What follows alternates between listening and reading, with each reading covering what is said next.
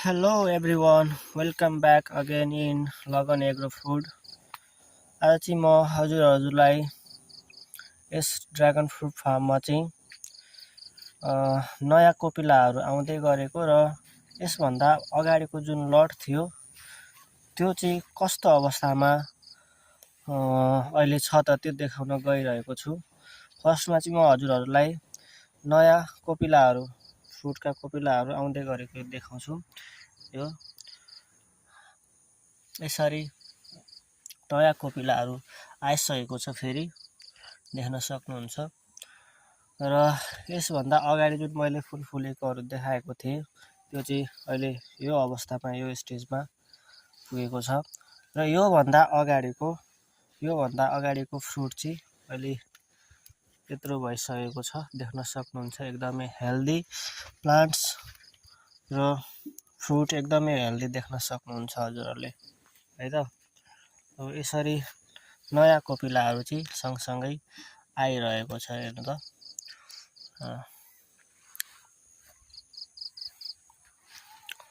यहाँ चाहिँ देख्न सक्नुहुन्छ हैन, यो फ्रुट पहेँलो भएको। यो चाहिँ के समस्या हो भने अब यो राति फुल्ने भएर यसमा पोलिनेसन राम्रोसँग हुन पाएन। सो पोलिनेसन राम्रोसँग हुन नपाएपछि यो चाहिँ ओइलिएर यस्तो पहेँलो हुने गर्दछ, फ्रुटिङ नहुने गर्दछ। सो यसमा चाहिँ पोलिनेसन एकदमै आवश्यक हुन्छ फ्रुटिङ हुनको लागि।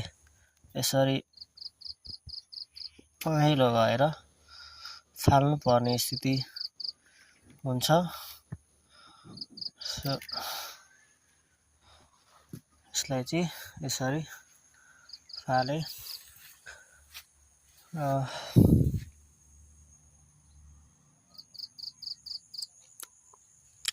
यी हाँगाहरूमा नि देख्न सक्नुहुन्छ नयाँ बर्ड्सहरू आउँदै गरेको है।